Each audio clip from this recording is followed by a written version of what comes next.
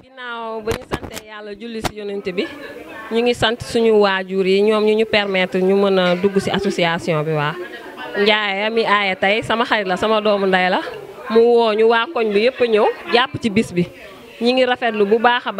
baax li ngeen di def nii parce que am na solo waa ay jeunes am ngeen initiative yu baax di dimbali xale di dimbali prisonniers loolu vraiment ñu ngi koy rafetlu waa te beneen yoon tamit foo leen woo nit ñi rek dañuy sawar a ñëw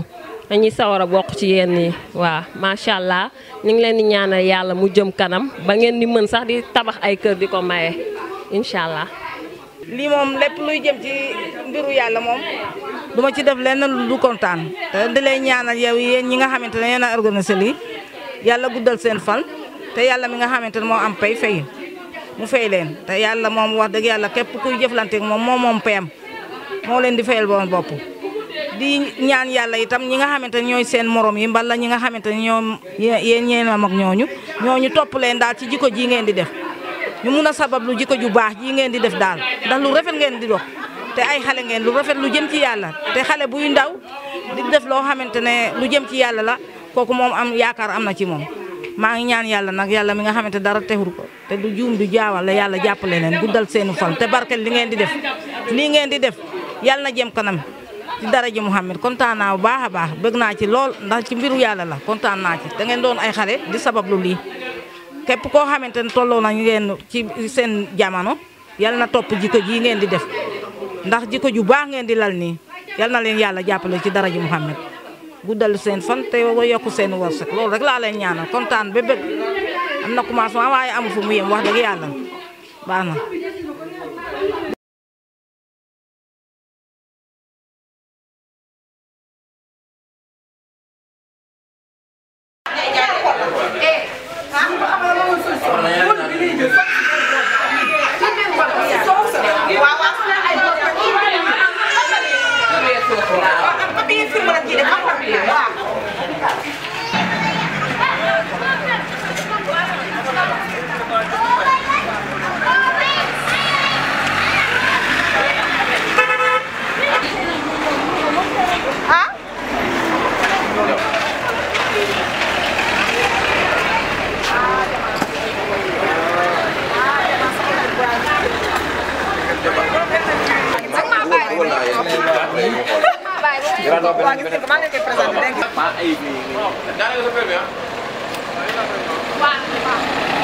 Ahmed Sowana tey ñu ngi Sunugal 24.net tey nga ñëw seet si sa gars yi waa Dakar Express Team Dakar Express Team tey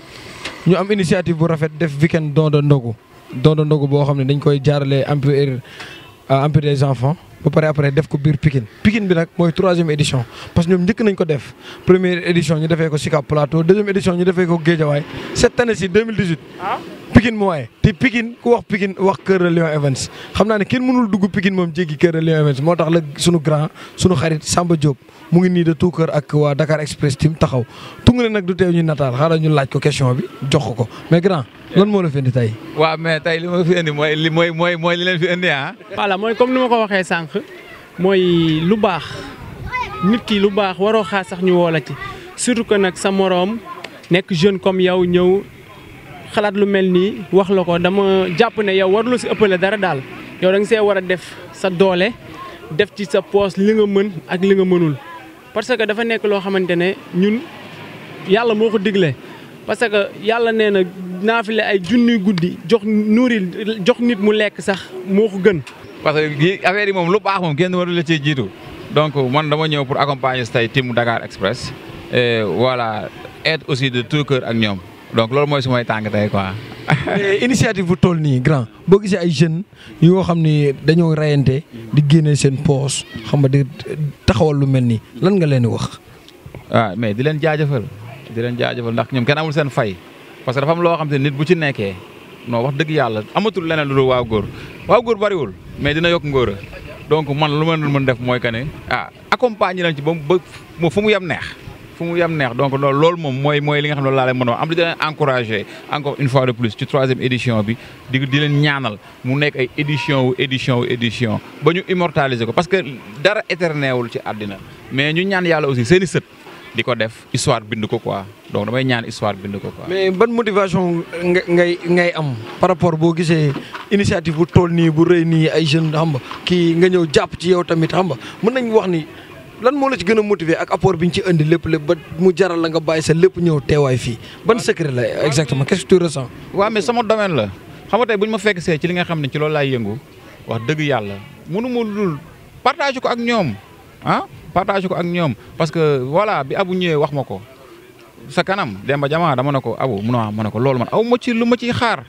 ay di réfléchir di creuser sama esprit ak yooyu noonu non dama koy creuser ci leneen mais s'il s'agit de social j'attends même pas ay di réfléchir ak yooyu noonu pare naa pour accompagner leen ci noonu leen ko bëggee te voilà dox nañ ci ba fii ñu ci egsi tey jii nii donc tooguñu ci benn yoon donc voilà man li ma mën daal ak li nga xam ne xam naa ko ci daal mooy que ne li ñu def ku leen ci santatul gërëm leen wax dëgg yàlla amatoo leneen loo ci war a mën a wax quoi. mais Pikine daal sa Pikine la te xam naa da ngay ànd ak gars yi dem empire des enfants. lan ngay wax waa Pikine pour suba. waa tey dama leen di wax ne leen nañ génn ñun ñëpp comme niñ ko waxee woon ñu dem empire des enfants suba Kër Lion Events aussi ñoom it am nañ beneen wànn woo xamante ne nii dañ ko décentraliser parce que bi ñu waxee dañu koy décentraliser pour affaire bi gën a yaatu. parce que lu baax la du ñu nangu yéen ñëpp ngeen rek ngeen ëppale ñu ci aussi quand même ñu ne dañ ci war a jël suñu wàll ba tax na suba aussi ci jardin bi nekk Xurunaar Kër Lion Events dina ci ànd ak Dakar Express ak aussi le mouvement Servir Pikine dafa ndogu comme nii mais lépp ci même but bi la c'est-à-dire que même Dakar Express la ba tey mais c'est juste que ne dañ ci ànd ak ñoom pour xamal leen ñun suñu participation ci affaire bi mooy que ne ñu élargir ko ba nga xamante ne nii ñi ci waroon ñam nii rek mais ñeneen sax dañ ciy ñam pour affaire bi gën a yaatu quoi. si je comprends bien tey empire des enfants la mais suba day am fii jàmbaar am fële Xurunaar te loolu yëpp Dakar Express team la ànd ci Kër Lion Events ak mouvement Servir Pikine. effectivement ni nga ko waxee loolu mooy programme demain bi ñu dañ ko bëggoon nangu sax si ñoom pour ne leen affaire bi sax doo ñu ci ëppale ñun rek mais voilà comme c'est un programme donc voilà il faut agir en professionnalisme donc luñ jot a teg la ba pare mënuñu loolu accompagner leen ñu ne leen bii dañ leen di bàyyil mais bii di ñëw. ngeen nangu ci yéen ñoo ko déggandoo gars yi waa Pikine pare nañ de waa Géejawaay xaw ma daaw lan lañ def ñoom njaay yi nekk Géejawaay du ma lim nag xaw ma lan lañ def daaw waaye rek. te loolu nit ñi defe naan dañ koy café te lu am solo la parce que nit koo xamante ne peut-être am na yoo xam ne manqué na ko nga ñëw vie ko dund ko ak moom xam nga dama jàpp ne loolu noonu ni ngay seddalee xolam noonu rek yàlla da ciy seddal sa xol ba faw te am na loo xamante ne ñooñu dama leen a jàppee comme ay jirim ay baayo te yàlla dafa fonk jirim fonk baayo bañ na ko ba chaise bi mu toog sax ñu koy wax couche yi pour mu yëngatu foog nga toroxal jirim yàlla soog a mer kon xam nga loolu lu am solo la moo tax tey jii dañ si xar suñ tànk tubéy def si loo xamante ne mën nañ ko ak luñ mënul di ñaan yàlla déwén suñuy xewal yokku ak suñuy mën-mën ak suñuy am-am pourquoi pas mun ñu tas nekk fii ku nekk quartier bu nekk am ku ñii res fii parce que ñaan nañ yàlla ñu dem ba nga xamante ne dinañ am mbooloo mu ëpp nii daal may ñaax yeneen jeunes yi di leen ñaan parce que ku gis lu mel nii nga ñëw nga jàpp si gars yi yaatal nañ ñëpp parce que boo gisee am na yeneen mouvement yi fi nekk ñooñ yooyu yëpp benn la damay ñaan daal lii nii ku ko mën di ko def nga ñëw def ko parce que àdduna moom lii rek la ay defalante la ñëpp nit ñi dañoo sutante nit ñi dañoo gën a kiiwante daal léegi nag ku nekk da ngay xam li nga mën nga jàppale ko sa morom daal. mais loolu rafet na ñoo ko déggandoo Serigne Mbaye ñu ngi lay sant di la gërëm Amina taaru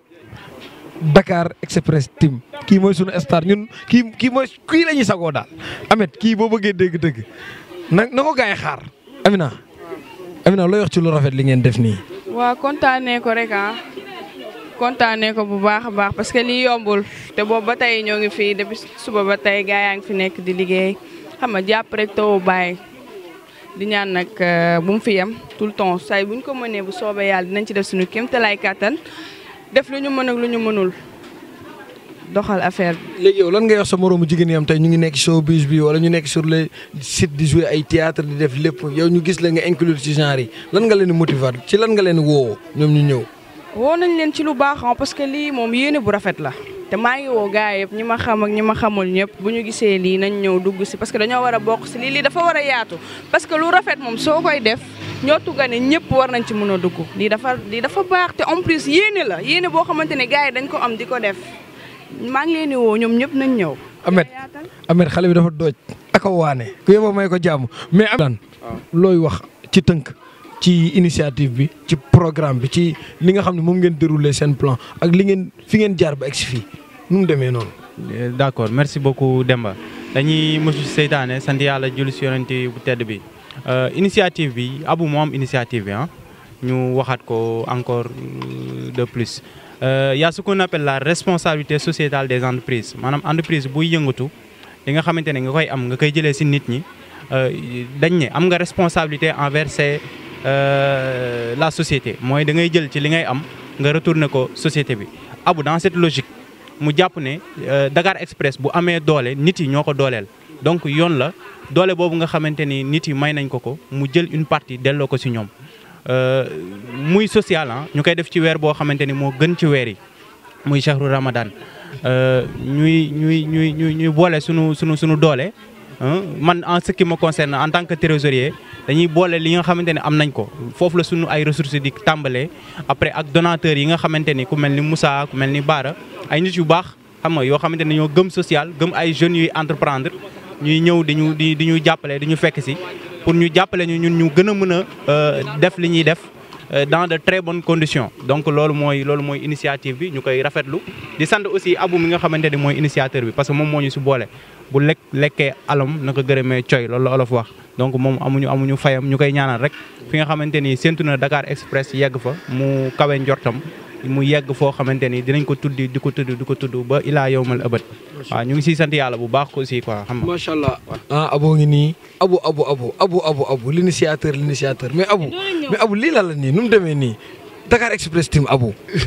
waaw dañuy sant yàlla rek parce que affaire yi moom gars yi comme ni ma la waxee sànq rek si beneen interview ma ne la gars yi ñoom ñëpp ñoo bëgg lu baax donc affaire yi su nekkee dañoo am initiative bi mais aussi tamit gars yi ñëpp jël affaire bi porté ko donc c'est un ensemble. donc si biir ensemble boobu noonu tout un chacun da nga siy def benn rôle boo xamante ni dafa fondamental donc ñun en tant que jeune aussi tamit dañuy rafetlu loolu et puis tamit ñu xam ni jeunes yi ñun ñëpp ñun ñoo bokk suñu lépp quoi truc kii interviewé jeune la kii wax jeune la kii filmé jeune la donc ñun ñëpp on est ensemble. donc mën nañu wax ne tey fii la jeunesse moo fi daje. non c'est la jeunesse mais acte social bi ngeen di def jël ay denrées jël ay lekk jël di ko yóbbu am des enfants bu ngeen paree déroulé waat beneen programme ne du ngeen fayam da ngeen di joxe ndogu lan moo leen poussé ci loolu lan ngeen ciy xaar en retour en vrai dire. non peut-être li ñu ciy xaar en retour mooy ñaanu yàlla rek te si yaakaar naa en fait lépp looy def surtout si mois bii nii soo si def comme ni mois bi déroulé woo ñu ñëpp ñu ne la.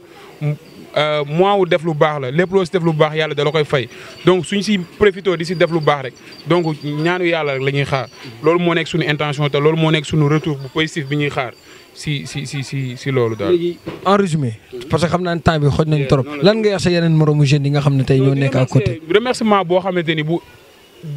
amul limite la. waaw donc je remercie à tout le monde infiniment pour ñëpp ñi nga xam ne dañoo porter affaire bi def ko seen affaire. Que soit mu nekk yow personnellement Ahmed Wilane Ndiaye sëñ Mbaye Arona photographe bro yi nga am ni tamit Amina whatever donc soo limee doo eggal ñëpp quoi donc ñooñu moom amuñu seen fay parce que ñuy porter affaire bi lañ di si jàpp ak yeneen copains yi nga xam ni tamit tey gis nga koo gis mu sol t-shirt rek t-shirt bi da ko jënd te loolu mooy sunu affaire donc t-shirt yi sax c'est à vendre pour rien pour mën a jàppale affaire bi. kon gars yi si je comprends bien ñoom dañ ci def seen xaalis jënd t-shirt ba pare jëndaat t-shirt en retour. dañuy cotisation bi nga xam ne c'est tout à fait tout le temps symbolique gars yi nga xam ne ku si nekk li nga am ñi mën a joxe plus tamit ñu joxe ko ñi nga xam ne aussi tamit dañuy jàppale yow gis nga ni mu demee donc dañuy profiter occasion bi di nuyu sunu grand Modou Cissé. au passage grand di ko wax grand merci beaucoup sunu grand aussi tamit Bara Gueye Clean Oil merci beaucoup donc ces deux gars là un chapeau exceptionnel pour ñoom parce que chaque année dañuy soutenir affaire bi commencement ba fee dañuy soutenir affaire bi di nuyu aussi tamit sunu frère Samba Diop Cœur de Lion Events. il est là sax ak yow moom il est déjà là avec nous donc pragmatique moom il est tout le temps sur terrain quoi. parce que tey loolu rek moom mooy un gars fort un grand monsieur jàpp sa loxo yóbbu la si un grand monsieur boole la ak moom mu jël ay teraanga ay trucs lépp jàpp si affaire bi pour jëmmal bis bi donc un grand merci à celui-là à tout le monde aussi donc ñëpp remercier nañ ñëpp ñi nga xam ne dañoo jàpp si affaire bi que ce soit mu nekk de près ou de loin ku nekk xam nga. léegi rendez-vous bés bu mag a mag bi kañ la. non loolu demee la incha allah loolu demee fii lay nekk ak angle télé bu bees télé bu mag. donc demee sunu cible mooy on va essayer de donner 500 personnes ndogu.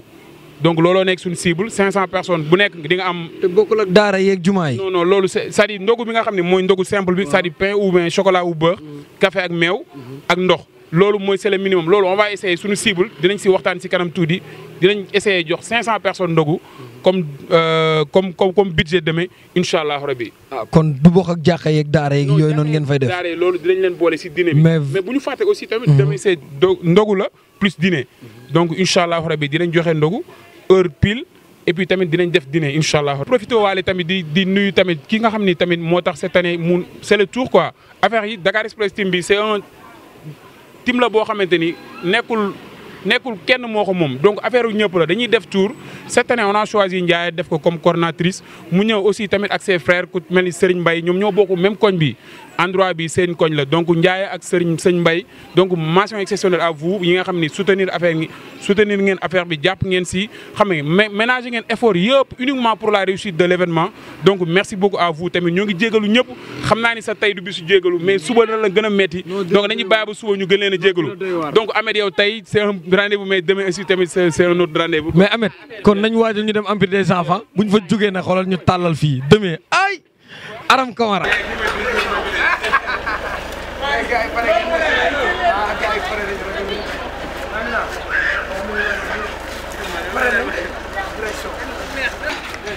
borom géej waay yow may na jàmm de mais gars yi waajal leen ñu def ana Aruna ñu takk jóg jaay caata Njaay jàmm docteur doomu ndey Xadim Njaay sura ala Njaay Ahmed c'est bon xaaral mu jël vidéo ta tak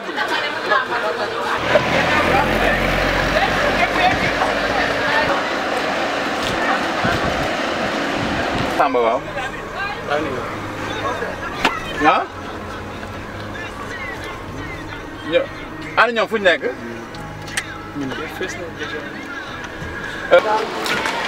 moytu leen.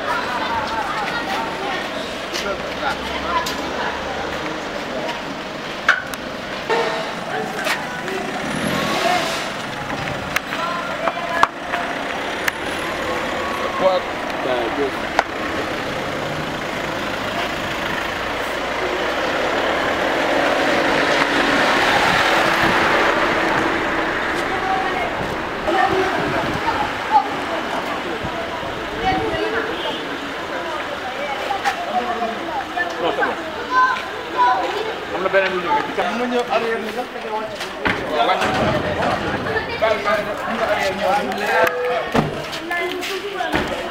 ana jaay bi da baax na lu ngi rek waxal ni mu bëggee kera soo ko go sax da nga fene la ko fi yow lay lañ ko xaar jaay bi mo jël ko dara ñangal ko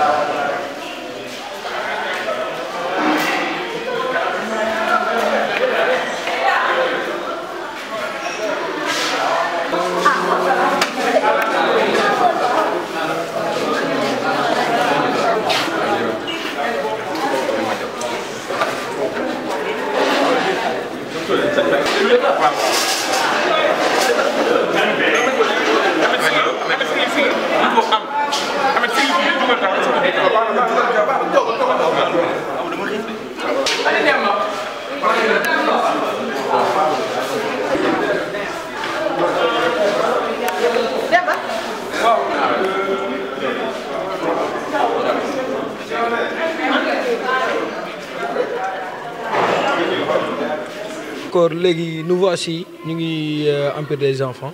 On est là avec la présidente, on peut dire directrice, qui n'a pas été à ses côtés, monsieur Koundoul, Ibrahima Koundoul, il est là. Et à notre côté, nous avons son initiateur, qui n'a pas dirigé Dakar Express Team, moi Abou. Donc avant que nous fassions dara, wala ñuy wax dara dañuy ñëw ci waa kër gi jox leen kàddu gi ñoom ñu ibbi ñu wax ñun ñu dégg après su ko defee waxtaan bi gën a mën a neex daal bismillah Ibrahima Koundoul waaw ñu jox la ko monsieur. salaamaaleykum waa Dakar Express ñu ngi leen di jaajëfal di leen tatagal fii si site Empire des enfants et je pense que bi mooy ñetteelu édition bi ñuy def ndogu ak Empire des enfants waa Dakar Express di am initiative ñëw di ndogu ak Empire des enfants bi mooy 3e édition. et yàlla def ñaari édition yi passé yi daan fekk suñu njaatigee dafay fekk mu bouger mu dem tukki mais yàlla def na 3e édition bi mu fekk nag moom moo toog nii muy soxna Anta Mbow moom mi nga xam ne moom mooy présidente association Empire des enfants. je pense que moom bu jëlee kàddu dana expliquer liggéey bi ñuy def fii nii mais je pense que ñun ñi ngi rafetlu liggéey bi nga xam ne waa Dakar Express ak suñu frère Abou mi ak ay collaborateurs am ça fait trois fois ñu ngi ñëw fii di ko def et jël ay ñam indi di ko jox ay doomu aadama vraiment loolu lu am solo la rawatina ci weeru sahru ramadan al mubarak bi nga xam ne weeru ngëneel la weeru yërmande la ñu ngi leen di jaajëfal di leen tatagal fii si Empire des enfants. je pense que madame Anta Mbow bu jëlee kàddu gi dana expliquer liggéey bi ñu faral di def fii voilà en tant que présidente de l'association Empire des enfants. asalaamaaleykum maa ngi nuyu ñëpp di leen sant di leen ñaanal aussi ci weeru tedd wi képp ku jóg daal initiative yu mel nii di ko def yàlla na ko yàlla yokk te di leen fi bàyyi ay ati at parce que li ngeen def dafa am njëriñ pour ñun ak pour ñeneen parce que ñi soxla ak ci ñi ngeen war a jaar xam naa bari na te di ngeen def daal seen kéemtalaay kàttan léegi Dakar Express c'est vrai que daaw jéeg daaw yëpp bi ngeen ñëwee dama sori woon mais nag quand même bu may ñëwee dinañ ma wax li ngeen def yëpp et c'était plaisant et je pense que tey il manque Boy Niang c'est ça ah Boy Niang c'est ton frère ah d'accord kii ne ma pour sama benn copine mooy ah pour une fois bu Boy Niang ñëwee di nga ko gis bon mais ça fait rien nee leen ko après na ñëw seet si ñu comme ça ma xamanteeg moom daal voilà donc j'espère que tout ce qui s'est passé là aujourd'hui yéen yàlla na ngeen koy yokk di ko defaat maa ngi leen di dalal jàmm na parce que yéen a ngi Empire des enfants Empire des enfants depuis 2003 lañ ko ubbi man maa ko initié ak sama benn xarit bu ñuy wax Valérie sama benn xarit tubaab moom moo ci jàppoon bu baax sax mais man maa jógee France def fa 30 ans bàyyi yëpp ñëw parce que dama gisoon problème fii ci Sénégal boo xam ne dafa ma metti woon loo xam ne aussi bàyyiwuma ko fi woon mooy affaire xale yi ñu gis ci mbedd mi parce que mbedd moom même mag dafa metti ci moom massa nag ay xale yu nekk ci mbedd mi loolu moo ma poussé mooy ñëw di xool di dem di ñëw et finalement en 2000 j'ai décidé de prendre une disponibilité fa ma daan liggéey parce que ci benn mairie laa nekkoon comme fonctionnaire di liggéey toujours aussi ci affaire xale yi ma ne léegi dama bëgg a dem sama dëkk dem li ma dese ci doole ak ay at ma dem consacrer ko un peu à ma famille sénégalaise c'est-à-dire ñëw liggéey si fii jàppale daal pour xool affaire xale yi ci mbedd mi comme man dafa metti trop mënuma nekk de loin di ko jéem a gérer looloo ma indi ñu initier nag projet bi jëloon cinéma Empire bi nekk fële Malick Sy ak sama xarit boobu moom sax mooy ñëw jël ko defar ko ba mu jekk mu woo ma jël sama ëmb daal di waaxu si ñëw daal di commencer liggéey bi en 2003 donc depuis 2003 nag à aujourd'hui nga xam ne on est en 2018 c'était pas du tout facile hein. On a démarré comme on a pu di jóg di daanu ndànk ba yàlla defal ñu commencé même pour man parce que au bout de 30 ans nga jóge sa dëkk boo ñëwee dama doon jàngaat dëkk Sénégal di jàngaat xam ni enfin ñi ma fi xamul woon def ay rencontres yu bees ba pare nekk ci terrain liggéey bi en même temps pour reprendre pour def sama ay repères et puis reprendre un peu la source parce que man Médina gii laa juddoo màgge fii sañu kër rue 5 angle Blaise Diagne la nekk sañu kër sax village lañ ko tudde woon bu yàgg parce que dama judd aussi ci famille boo xam ne li may def nii dama fekkoon sama papa di ko def ak sama yaay donc j'ai pas eu de problème à dire bon voilà lii laa mës a xam loolu fekke naa ko dund naa ko donc bi may ñëwee pour def ko sax kiiwul ñu bari même en France dañuy wax mais yow nag nga dund fii 30 ans nga xëy rek ñibbi Sénégal ñu bari ñu ngi koy def mais dañuy dellu siwaat parce que c'est compliqué c'est difficile ak yooyu leen bon affaire yàlla la aussi hein je pense que daf ma jox mission bi de là-bas ne ma demal rek je suis venu les mains comme ça yàlla def na voilà may góorgóorlu di góorgóorlu ba Sénégalais yi j'ai beaucoup communiqué na pour wax lu ma fi indi woon bon malheureusement c'était très compliqué parce que xale yi ci mbedd mi comme on les appelle des fois bon ñenn ñi ay faxamaan vulgairement bon c'est des enfants hein mais bon voilà c'est un nom qu'on leur a donné ak les enfants de la rue et man d'accord uma ci parce que mbedd mi musul def doom les enfants viennent des maisons dañu am problème rek nekk ci situation accident la sax de parcours mais que Sénégal ñu bàyyi loolu di ko seetaan muy law ba léegi loolu laa comprendre ba fi ma toog ni man bi ma fiy jógee ci Senghor laa fi jógee boobu il était président de la République mbedd yi melul woon nii tali yi melul woon nii nit ñi meluñu woon nii donc il y a eu beaucoup de changements au Sénégal malheureusement on a avancé certainement sur un côté mais il y a un côté aussi qui est très négatif c'est-à-dire que suñu valeurs yi nos valeurs sûres on est en train de les bafouer gis ay xale ci mbedd ñuy taxawaalu de 6 heures du matin à 23 heures loolu ñun bu ñu nekkee xale kenn mësu ko xalaat xale bu réeraan sax ñëpp ay jóg jàpp ci ba mu tànk feeñul koñ ba kenn du am jàmm ñu jékki-jékki ngay ñëw di dox di gis ay xale ci mbedd mi ñuy taxawaalu sincèrement j'ai pas compris et peut-être que loolu moo ma gën a poussé ma ñëw kii naa def naa pendant 2 ans apprentissage dem fu nekk xool je comprenais pas et encore aujourd'hui je me pose la question pourquoi xale yi nekk encore ci mbedd bi pourquoi génnewuñu leen ci mbedd bi bon c'est un combat un peu difficile c'est un combat compliqué mais nag nit ñi ñun yàlla daf ñu fi indi rek kat pour ñu xeex waaw lu compliqué nag ñu daw rek du sotti yàlla daf ñu jox ay complications justement et on doit les résoudre. combat bi wéetoo ci déedéet ah tey bu ma gisee toogaay bii rek du ma ne wéet naa si bon le gouvernement moi ce que je souhaiterais liggéey ak ñoom à chaque fois on me demande est-ce que gouvernement ñi ngi leen di soutenir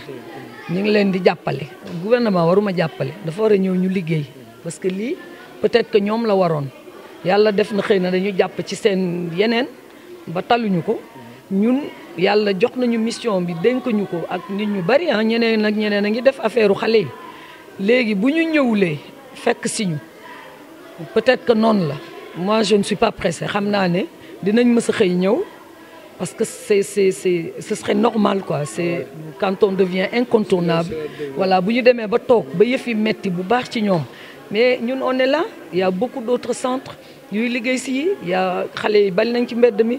état bi il aurait suffi que mu ñëw di liggéey ak ñëpp impliqué ñëpp c'est-à-dire les acteurs ñoo xam ne dañ koy dund 24 heures sur 24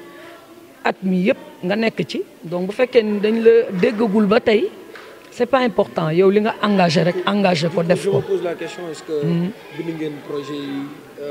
présenté quoi l'État? On a tout fait. Vous avez écrit des tout. audiences, vous avez demandé des audiences et tout ça. Tout man maa xëy rek tay yi ñu ne nañu continuer sañu liggéey parce que booy wax ak nit ku la déggul xam nga déglu la ak dégg la c'est différent ngay wax di wax ñëpp di la déglu na mais ñiy dégg message bi comme dafa xaw a néew nga ne kon naa continuer sama liggéey mais teewul ma continuer di def sama message. Donc par rapport à ces initiatives, ça fait vraiment, ça vous encourage, je pense bien. Bah évidemment, ça fait plaisir hein, parce qu'aujourd'hui, langue di waxtaan et au moins on se sent pas seul comme vous venez de le demander tout à l'heure et surtout dire que ces gens-là s'intéressent à ce que nous faisons. Mais est-ce que à la base dinañ ci dem ba jeex aussi pour mieux comprendre ce problème parce que c'est toute la population qui devrait se battre pour lii jóge fi. Parce que c'est pas normal man c'est un phénomène qui me ba léegi je dis pourquoi ba léegi maa ngi wax pourquoi jógee gu fi pourquoi defuñu li ñu war a def mu jóge fi yéen tam xale yu dëkk ci mbedd quand même c'est pas possible ah dans un pays en plus on dit un pays musulman est-ce que prétexte bi ñu quelques-uns parce qu'il y a de très très bons daara Sénégal nit ñi jàng nañu bu baax il y a beaucoup d'intellectuels nit ñi xam nañu nu muy demee mais dafa am noyau bi nga xam ne moo gën a bon rek mooy gën a fës c'est-à-dire ñii di exploiter xale yi ñooñu ñoo gën a fës mais ñooñu li ñuy def gaw ma ne ci alxuraan bind nañ ko fenn parce que laajte naa ko ba sonn pour ñu won ma ko mënu nekk imam ak ñeneen damay laajte fan la ñu bind ne xale dañ ko war a dóor ba mu bëgg a dee pour mu jàng alxuraan boo koy jàngal alxuraan da nga ko war a yalwaanloo ba mu xëm parce que bu ñëwee sax du jàng parce que day yendoo yalwaan nekk ci mbedd mi di leen laaj loo xaalis un enfant qui touche déjà l'argent à 4-5 ans bu yomb ñooñu après comment ça se retourne tout le monde le sait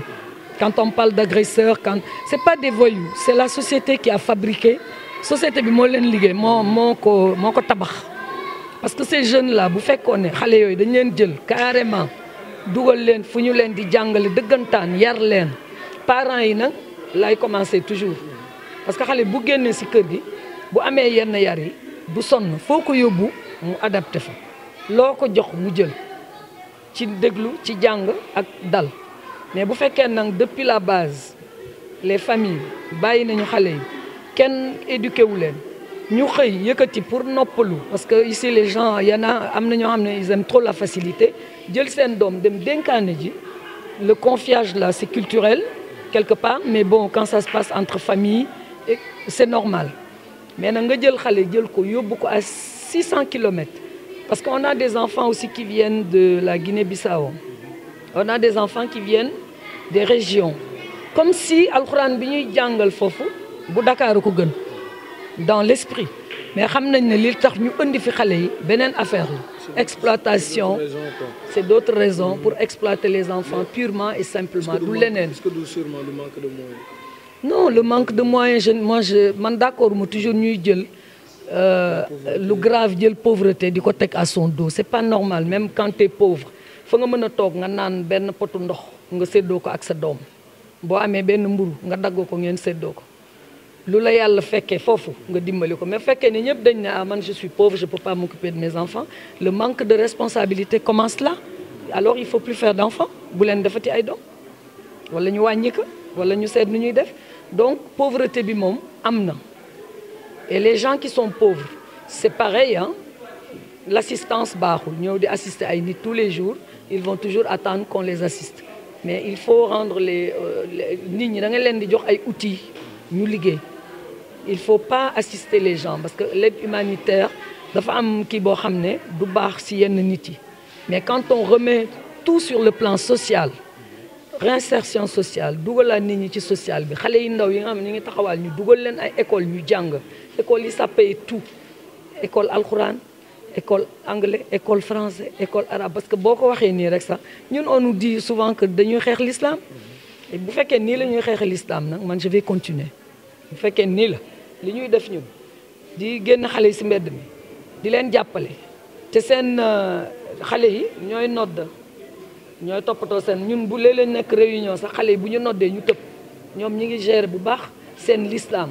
donc bu fekkoon dañ leen di xeex dina metti torop pour ma comprendre loolu tous les matins xale yi dañuy jàng alxuraan fii am na yaa sayda buy ñëw seen maam buy ñëw di leen jàngal ñi ngi def ay activités ñi ngi leen dugal école pour les remettre un peu sur les rails pour ñu def yëfu xale nag mooy jàng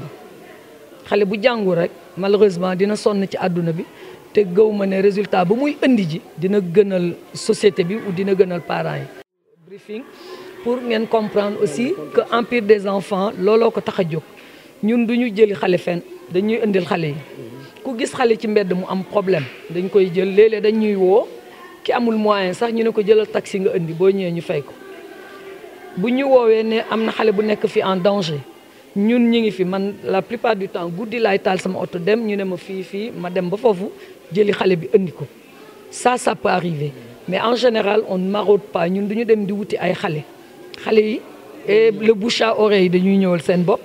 mais bëkk bi rek la fi pompier yi jógee pompier Thiaroye ou Parcelles police ak pompier Thiaroye indil ñu benn xale voilà la gendarmerie ñoo ñu indil xale la police ñoo ñu indil xale ministère de la justice aussi dañuy liggéey ak ñoom parce que ñoom aussi dafa am ay xale yoo xam ne dañu leen di bëgg a placer pour bañ leen dugal prison. Je vous entends parler de la police, gendarmerie, ministre de la justice, RTS. Voilà.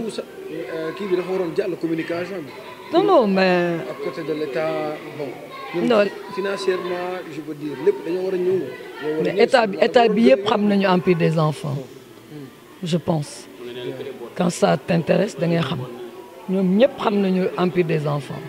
parce que quand même on a quelques personnes dedans yoo xam ne dinañu wax sañu affaire dinañu xam si ils sont dedans mais je pense que kii la rek man comme je me prends plus la tête daal à voir di suivre dara dama mission moom bu la ko yàlla joxee moo siy jàpp temps yële li may wax kii ñuy expliquer sama xarit yooyu fi ñëwoon ñu naan ma mais comment tu fais pour que les gens viennent vous aider parce que les gens pensent qu'on communique pas et voilà on communique même dans les réseaux sociaux ak yooyu Alsaan mi fi jóge léegi ci jeunes yi la bokk yéen a bokk ay kii day kii bu baax may leen man li dal sama xel mooy sañu sponsor c'est Dieu yàlla mooy sama sélectionneur c'est Dieu qui sélectionne et qui nous envoie les gens donc loolu dafa dal sama xel ba dama toog tranquillement ñoom kundu la ngi nii ay seede lañu du ma ci sax sonn dama xam ne moo ma ko jox dina ko lijjanti voilà. loolu moom am na solo mais par là ñun 3 ans yëpp ñu fii ñëw dañuy gis am na xale yu julli ñoom ñu jiite ñu julleeg ñoom. waaw mais est-ce que amul yeneen xale yoo xam ne bon bokkuñu religion l'islam. xale bu nekkul xale boo xam ne daf fi ñëw amul religion nekkul musulman bu ñuy julli moom dafay ñëw wax ñu ko à la base waxtaan ak éducateur bi mais bu ñuy julli il va regarder la télé ou il se met à côté wala je sais pas il fait son truc bu demander dem à l'église l'éducateur day ànd ak moom dem ba église ba yóbbu ko on a 2 éducateurs ici qui sont pas musulmans mais même ñun musulmans yi éducateurs yi ñooy jël xale bi bu demander ne day dem église le dimanche lañ koy yóbbu mais nag c'est très rare ñuy am doomu doomu chrétien c'est très rare xale bu réer rek lay doon mais xale yi ci mbedd mi di nga sempi di nga ci sonn mais doo fa gis benn xale catholique parce que dañuy toppatoo seen doom yi il les encadre ñoom fu ñu jëm yóbbaale ngànk seen doom yi yóbbaale y a pas d'enfants dans les rues chrétiens amul. par rapport ak santé xale yi et autres am nañu ay dispositions ay médecins yoo xam ne. waaw je sais pas si vous avez visité mais on a une infirmerie ici am nañu ñaari infirmiers donc dont un infirmier et une infirmière. On a un groupe de médecins l'AMS c'est assistance médicale Sénégal Patrick Correa mooy seen njiit. C'est des médecins qu'on peut appeler à tout moment quand on a un gros problème à tout moment dañu am réseau ñoom seen bopp lépp fépp fu ñu soxla dinañu am ay consultations gratuites pour affaire u bët pour affaire u bëñ yi pour affaire u pédiatrie tu vois hier on a une consultation bébé boobu ñu indil bu ndaw boobu am na mu tombé Kumba elle est venue elle l'a ausculté xool ko et tout donc on fait tout ça en partenariat c'est-à-dire que on sait que tout coûte de l'argent comme nag ñun amuñu xaalis bu ñu ci dugal on a fait travailler ñu kii daal ñu réfléchir lépp dañuy wut sponsor. Par exemple partenariat médical bi li tax mu taxaw en dehors de tous ces parents qui sont médecins et qui sont prêts, même entre autres les médecins militaires, parce que léeg-léeg mën nañu dem fële à l'hôpital principal, parce que généralement Mansour Seck, l'ancien chef de nu ñu koy waxeeti sax d'état-major, suñu parrain la. waaw moom mi ngi ci kër gi moom bu ñëwee di maaja xale yeeg yooyu. Donc voilà, à chaque fois qu'on kii day wax ay médecins pour ñu ñëw xool xale yi ak yooyu. Donc ce côté-là, franchement, on souffre pas. On a du pain parce que dañu wax ne Grand Moulin nañuy may mburu. On a Eurogerm aussi qui nous donne ku nekk daal ci domaine bi ngay liggéey mën nga ci jàppale. Voilà. Voilà, ensemble la daal voilà xale yi sax dañu wut ay parrains yu leen di yuy sponsorisé pour école bi.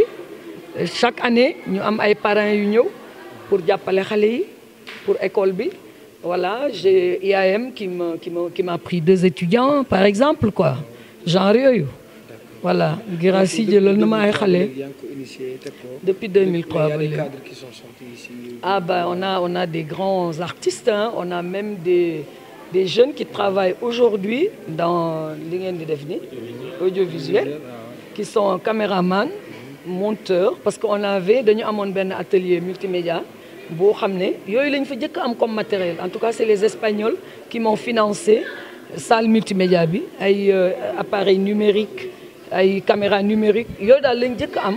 Et j'ai senti que les enfants ça les intéressait tellement qu'ils se sont mis dedans. Ñu woo nag ay professionnels. Il y a une dame qui venait de Paris, suñu amie la aussi, qui est monteuse, qui a monté de très grands films, moo ñëw former xale yi. Fii ci télévision Sénégal na on a des jeunes, ils sont au nombre de 3. Dernier clip yi ñuy gis yi gën a rafet fii xale yooyu koy def te Empire lañ ko jàngee te fi la ñu génne. Aha, yow xam nga ci kenn waaw voilà je ne dis pas leur nom parce que dama ne leen yéen a war a ñëw ngeen valoriser le résultat bi ñu am pour que d'autres enfants qui sont dans la rue même qui ne pensent pas qu'il y a que la rue du ma ci mën a génn. Nee na dafay def benn film documentaire sur son passage avec ses copains et ses potes. Voilà, IAM Ablaye ngi ne la taxaw fa lay jàngee. Il fait des choses, il peut vous le dire aussi, hein. On a l'éducateur. Bu fekkee da ngeen def benn reportage, je pense que ce serait bien que voilà ngeen jël leen s'ils ont envie de parler ak yooyu. On a voilà sponsorisé aussi kenn boo xam ne bon jaar na Empire génnaat ak yooyu. 3e année de pharmacie la nekk nii. J'ai un jeune qui est venu un jour ne ma maa ngi une UCAD am naa sama bac yow yaa taxoon ma dellu di jàngaat. Je te remercie et dama bëgg ma ne ko looy def mu ne ma droit. Il faut xale am avocat ma ne ko kon góorgóorlu. Donc ça c'est des choses qui nous tiennent à cœur. On a le Sen Cirque, c'est une compagnie de cirque boo xam ne xale bi ko initié Empire la jógee fii la ko jàngee fii la daje ak ay partenaires suédois yu ñëw yóbbu ko Stockholm mu jàng ak yooyu dans une grande école de cirque. Voilà yooyu yëpp c'est ça aussi qui te donne la pêche pour nga continuer parce que tu te dis même quand on sauve 2 enfants, quand on aide 2 enfants à se remettre sur les rails, je crois que ça vaut le coup de le faire. Mais mën nga xam ban âge ngay jëlee xale yi. Bah ici on a des 5 ans, dès 5 ans mën nañ leen jël à 12 ans, mais léeg-léeg ñu kii gis ngeen am nañ fi bébé bu am à peine 1 an. On a reçu un bébé qui avait 4 jours, mais ñooñu dañ leen di orienter parce qu'on travaille quand même avec d'autres centres. Voilà bu ñu ñëwee lu ñu tuuti na nga xam ne du suñu profil mënuñ leen garder on s'occupe du cas éducateurs yi jël yóbbu fa ñu war a yóbbu ñu orienté ñu nit ñuy def suivi bu dee ñu gën a mag aussi il y a d'autres centres yoo xam ne dañuy liggéey ak ñoom te Mohamed bu fekkee ne ça vous intéresse de lui parler voilà moom mu expliquer leen carrément naka lañ koy doxale mais voilà on ne refuse aucun enfant xale bu ñëw buntu Empire rek ñu ne alhamdulilah bu amuloon coono du agsi ci ñun et tous les enfants on a reçu man fële recevoir naa fa ay xale yoo xam ne bi ma demee seen kër delloo leen j'osais pas trop rentrer quoi donc xale yooyu nekkuñ ci mbedd mi mais dañuy am problème aussi de fugue de problème avec voilà donc on est là pour les enfants et on va se battre pour ñoom. ak message bi nga xam moom ngay woote pour Empire des enfants. man du ma woote. ah dégg li ma la wax léegi sama sélectionneur bee tax di sañu sponsor yàlla moo ñu jox mission bi mooy indi nit ñi. Donc ce que je peux demander franchement bon aussi damay souhaiter à tous les Sénégalais ñu wari ci jàmm ak salaam bu ñu ko yàkkamti nag accès bu la voilà wari jàmm ak salaam c'est bientôt comme dugg nañ ci bisimilahi rahmaani rahim ñu génn ci alhamdulilahi rabbi alamin mais moi mes messages s'arrêtent à xale yi sonn nañu xale yi ñoo sonn c'est pas nous ñun ñu ngi toppatoo xale yi et on le fait avec plaisir mais c'est les enfants qui sont fatigués parce que xale bu xëy gisul yaay gisul papa gisul environnement familial gisul maam bu muy tëdd ci poojam mu koy raay xam nga xale boobu nekkatul dundatul dundu xale nañu dimbali xale yi ñu génne leen ci mbedd mi xale yi ils n'ont rien à faire ci mbedd mi kooku dañ ko wax ko waxaat ko nañu delloo xale yi ci kër yi nañu jàppale aussi famille yi parce que am na ñoo xam ne comme dañu xaw a bàyyi seen loxo mooy rek ñuy manque de responsabilité yenn yi ñu jàppale famille yi aussi parce que bon voilà c'est jamais une raison parce que dama sonn que damay bàyyi sama doom yi ñu rëcc ma ci mbedd mi mais nag y a des circonstances ko kenn du ci mën dara mais bu ñu dimbalee xale yi génn leen ci mbedd mi teg leen ci yoon ñu jàngi école ñu toll ci formation ñu dem ñu former leen éducation rek moo leen si mën a génne du leneen sinon ñu bàyyi noonu après c'est une catastrophe parce que xale moom bu amul ku ko ne defal nii defal na li di jubbanti léegi nag on voit il y a beaucoup de choses ay problèmes yoo xam ne sincèrement je crois que si le Sénégal était encore mieux bu ñu tegoon ñëpp si raay bi je crois qu'il y a des problèmes que aujourd'hui duñ ko woon dund quoi voilà je remercie Dakar Express Bulitobo Team et Dakar Express Team ak Abou on s'est connu que la dernière fois là on s'est vu mais je vous remercie parce que initiative baax la parce que on dit que liggéey jàng liggéey am xel réussir c'est une chose te kooku yàlla dina ko defal koo xam ne aussi xalaat na ne man lu ma am dama koy séddoo lu ma am dinaa góorgóor kii bi day gën a jóg ci kaw parce que jël rek di loolu rek moom baaxul voilà ni ngay def et puis jeune nga mënoon nga am yeneen kii daal ma ngoog je vous remercie tous nag toute l'équipe il y a même les seen tonton ou grands frères partenaires je vous remercie tous c'est une bonne initiative en tout cas continuer leen ko bu leen tàyyi bu leen sonn ci def lu baax yàlla na yàlla jàppale ñëpp je vous remercie j'ai été très très longue voilà parce que boo ma posé woon question ma dimbalee la ko waaw man nag boo ma bàyyee may plaidoyer damay dem ba jeex ak monsieur Wilane moom mooy le trésorier de Dakar Express donc monsieur Wilane dañuy jox kàddu bi rek nga def d'une manière laconique xam nga par projet yeeg tout cela. d'accord ak financement beeg tout là. d'accord merci beaucoup Demba ñu ngi sant yàlla bu baax di julli ci yonent bi aussi di nuyu Tata Anta Mbow bi ñu fiy fekk di nuyu aussi ñoom Ibrahima je pense que bii mooy 3e édition bi loo xamante ni ñu ngi koy def depuis 3 ans mooy dëggu na ci ñun. parce que je pense que bu fekkoon dëggul ci ñun buñ ko defee une fois wala abu mu wét ci duñ ko def ba di yegg ci 3e fois bi. juste may préciser par rapport ak sunu fonctionnement di rassurer Tata Anta que ni ñun ñoo am initiative bi amul kenn koo xamante ni nekk na sunu ginnaaw pour bëgg a récupérer lii ñuy def wala mu koy orienter ñun on le fait à cœur ouvert ñooy boole li ñu am parce que ay ndaw lañ yoo xamante ni yaafu suñu ku ci nekk ci ñun am na ci lu muy yëngatu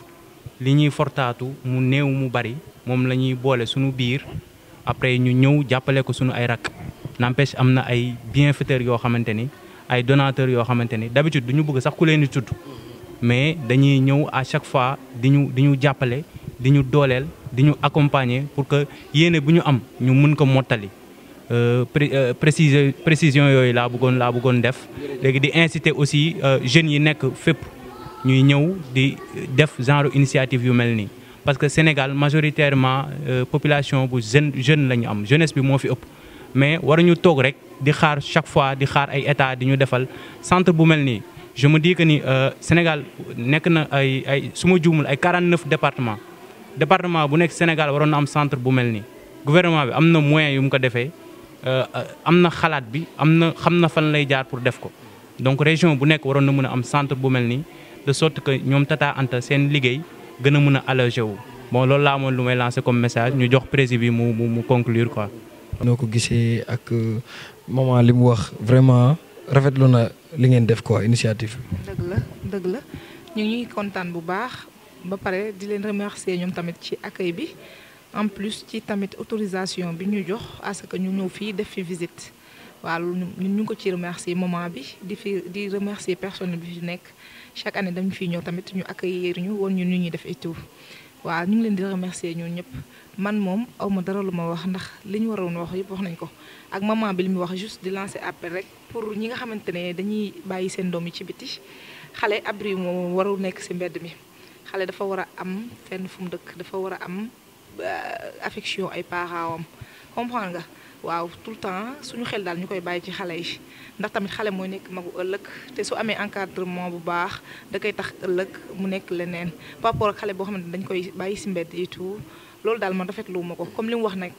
ñun nag moom comme chaque année ni ñu koy defee incha allah rabbi bokk nañ ci ñi nga xamante ne déjà choisir nañu pour ñu fi ñëw chaque année loolu suñu fi yàlla bàyyee dañ koy continuer di ko def te à part ay don ndogu tamit ñi ngi am ay yeneen xalaat yoo xamante ne su lii passé dinañ ci toog waxtaan ci même su dul weeru koor dinañ fi ñëw de temps en temps suñu amee autorisation visiter xale yi luñ ci am ñu jàppale leen ko ndax yor xale dafa metti waaw c'est pas évident nga yor xale di ko yaax di def ci moom lépp loolu c'est pas évident léegi ñun moom incha allah rabbi à partir de ce moment dañ concerté wu xool à part don de ndogu bi li ñu mën a def apporter ko xale yi même su dul ñun ñëpp kenn ku ci nekk ci ñun soo amee envie gis xale yi wala nga toog ba sa xel dem ci ñoom nga am benn affaire boo leen mën a jox mën nga ñëw jàppale leen ko loolu daal laa am ci lu ma leen di wax maa ngi remercier moment bi bu baax di remercier ñi nekk fii ci kër gi ñi fi liggéey ñëpp daal góor a jigéen yëpp tamit association Ampé des enfants waaw association Ampé des enfants bi ba pare di encourager xale yi tamit waaw toog nañoo ak ñoom sànq waxtaan na ñoom di leen ñaanal tamit yàlla may leen wér may leen ay def leen ay mag yoo xamante ne nañ am diine ay mag yu am ñam lépp lu ñu séntu daal jot ko moment bi tamit yàlla bàyyi ko fi suñu kanam ba ci kanam ba li nga xamante ne mi ngi koy mbëbët mu am lu kawe njottam ci barki Seydina Mohamed ci barki weer bu sell bi kontaan nañ bu baax a baax merci beaucoup. merci la coordinatrice donc communication et de tout ce qui est relations extérieures bu groupe bu Dakar Express Team donc Amina présenter le Dakar Express d'une manière laconique ak nga wax sa gis-gis par rapport ak li nga xam ne tey moom lañ fi def. ok. Tout d'abord man damay remercier soxna Anta Mbow si accueil chaleureux bi mu ñu réserver nii aujourd'hui parce que aussi man mën naa ne lii c'est pas donné à n'importe qui ndaxte certes jël nañ initiative bi ñun waa Dakar Express bi nga xamante ni si benn start-up la commencé woon après loolu noonu moom mu ne dafa bëgg a évoluer si dans le domaine du social. loolu noonu soo ko jëlee ça rentre dans le cadre de la responsabilité sociétale des entreprises RSE ndax boo xoolee actualité sax gars yi ñu ngi siy wax ndax moom dafa ne le peu de choses bu muy gagner dans son entreprise peut-être que avec le soutien de ses jeunes frères day génnee asaka comme gars yi nuñ koy wax di def affaire sociale. loolu nag ba mu ko commencé di def mën naa ne depuis 2016 la cette année-ci moo ngi nekk suñu 3e édition. te defe naa ne nit ku nekk bu fekkee da nga def benn affaire année bi di ñëw nga defaat ko amaana am nga ci ay jàngat yu bari yoo ci jàng ba mu mën la permettre à ce que année prochaine nga defaat lu jéggi dayoo loolu noonu. Abou mën naa ko considérer comme un entrepreneur social parce que li muy def nii mën naa ne ça rentre dans le cadre du social en même temps mu ngi jàppale ñu bëree. Soxna Anta Mbow moom man je dirais que c'est une success story parce que fii nii Sénégal bu ñuy wax ay success story dañuy jël ki nga xamante ni moom moo créé entreprise am di gagner d'une manière pécuniaire kooku la ñuy considérer comme un success story alors que moom déjà dafa amoon benn idée de projet bi nga xamante ni mooy lan le retrait des enfants de la rue mooy ba mu ko defee certes def na ko mais dafa am continuité daf ko def ba pare jël xale yooyu noonu recaser leen jox leen benn vie meilleure boo xamante ni amuñu ko woon auparavant tout à l'heure mu ngi ko doon expliquer man j'avais même les larmes aux yeux parce que nga gis xale boo xamante ni gisul papam gisul yaayam gisul ay mbokkam il n'a pas grandi dans un environnement familial boo xamante ni mën na ko permettre mu épanouir comme nu mu ko bëggee comme yeneen xale yi nu ñu koy defee loolu manqué ko woon tey mu indi ko nekk ak xale yooyu noonu bañ ñëwee rek bañ duggee ci biir kër gi lu ñu gis ci xale yi gis nañ ci benn gaieté gis seen joie de vivre et tout mën naa ne amul lenn loo xamante ni ñu ngi koy ñeewee seen morom te man defe naa ni lu muy def nii elle est en train d'aider l'État dans sa politique de retrait des enfants de la rue te ñoom defoon nañ ko tout récemment ak ma xool mooy xale yooyu noonu ñu reyoon Médina defoon nañ ko tout récemment après benn kii rek la amoon gars yi jug nañ à travers la toile et tout stop à la mendicité et tout mais amul continuité gars yi dañuy wax le vrai courage c'est pas de dire les choses mais de les faire. Elle est en train de le faire elle est en train de faire un travail remarquable et extraordinaire sur ça mën naa ne loolu noonu ñun dañ ko siy jaajëfal bu baax tamit ak partenariat bi mu amal waa Dakar Express boo xamante ni mu continuer parce que lii nii c'est pas donné à n'importe qui quoi c'est une chose sociale te mu ngi participer activement au développement de son pays ndax li muy def nii am na ñu bëri ñi nga xamante ni mën nañoo def comme moom de ndax ñoo ko ëpp daraja téeméeri junni yoon mais xalaatuñ ko imaginer quelqu'un qui a vécu 30 ans à l'extérieur ak foofu noonu dund bi nu mu mel mu bàyyi loolu yëpp retourner au bercail non c'est pas donné à n'importe qui une vraie patriote c'est elle ngàcce ngaalaama yal na la fi yàlla bàyyi ba ci kanam a kanam a kanam. def nii yow boo gisul état sax ngay gën a sant yàlla parce que xam naa bis bu état ñëwoon léegi nit ñi daw la waaw bu état ñëwoon léegi nii man personnellement sax dinaa next time dinañu gën a gaa ñu daw kundul dañuy expliquer chaque année daf ñuy defal briefing yu demee noonu donc loolu la noonu la demee mention exceptionnelle à vous di la ñaanal gudd fan rek lañ lay ñaanal parce que man moom sa tur rek laa doon dégg boobu maa ngi à l'école mais bi ñu xamante keroog tag bu ma la gisee dafa am lu bëri lu jóge ci man en tant que jeune ñu xam ni yow li ngay def nii ñun jeune waroon na am beneen jeune boo xam ne ñëw na relever la comprendre nga mais lii yëpp dañuy sant yàlla dañ lay ñaanal rek yàlla may la gudd fan may la wér-gu-yaram xam nga lépp loo am comme ambition ci xale yi rek yàlla eggale ko xam nga mun lépp mu nekk tamit ay réussite yoo xam ne yu total lay nekk donc loolu la amul lu may wax comme bilan et comme remerciement je crois aussi si vous avez d'autres questions nit yi ñoom ñooy defal lépp seen bopp que soit t-shirt bi ma sol t-shirt bi nga sol t-shirt bi keneen sol gars yi dañ ko jënd à 5000 francs parce que bëgguñu sax di defar ay t-shirt ñu ne t-shirt yi dañ koy defar après maye ko que soit loolu leer na ñëpp ku si nekk rek t-shirt bi nga sol dañ ko nga ñëw jël xaalis fay pour uniquement pour ñu jël ko reversé waat ko ci budget li ñuy def donc loolu mooy affaire bi ñun ay nit yu cohérent lañ par rapport ak suñuy activité te lépp lu ñuy def rek dañ ciy waxtaan xam nga tënk ko ba nga xamante ni c'est-à-dire du am benn faille donc en tant que jeune daal en tant que sénégalais dañuy lancer appel à tout le monde ñu ñëw soutenir Empire des enfants waaw man sauf état nag moom sauf état parce que waaw non waaw bu ñu ñëwee moom duñ koy kii sax mais tamit comme que ñoom yaakaar naa ni waroon nañ mën a teel a reconnaître que ni lii seeni affaire la ñu war ko def parce que man am na une année boo xam ne dañu toog avec un ministre de la République quoi mu ne pour joxe benn ndogu dem acheter une chaise roulante pour teg ko ci benn hôpital moo nekk 1000 fois pour dem joxe ndogu man loolu d'accorduma ci parce que ñoom ñoo war a dem jëndi chaise roulante teg ko foofu ñun nag suñu yàlla mayee doole ak kattan ak gëm-gëmu dem taxaw ci tali bi joxe ndogu donc nañ ñu bàyyee ñun ñu def loolu ñoom ñu def leneen la ñu war a def donc loolu la xam naa ni guddi na sonal nañ la trop depuis sànq ndogu woo donc sama grand yi aussi tim bi xam nga su dee am naa lu ma fàtte bàcc donc en tout cas daal merci à tout le monde kontaan nañ trop gars yi nag ñëpp ñi nga xam ne sonn nañ ci affaire yi ñëpp xam nañ seen bopp Amel Wilane on a rien à dire Ndiaye Dame Koundoul l'organisateur donc amul kenn koo xam ne fàtte nañ ko Amina Mballo truc xam nga amul bàyyiwuñu kenn donc remercier nañ ñëpp weñ mi nga xam ne tamit moom moo fi teewal grand Modou Cissé grand mention exceptionnelle tamit donc amuñu lenn lu ñuy wax grand bi moom yaakaar naa amuñu lenn lu ñu koy wax moom dañ koy wan mu gis quoi incha allah bu rabee merci beaucoup à tout le monde donc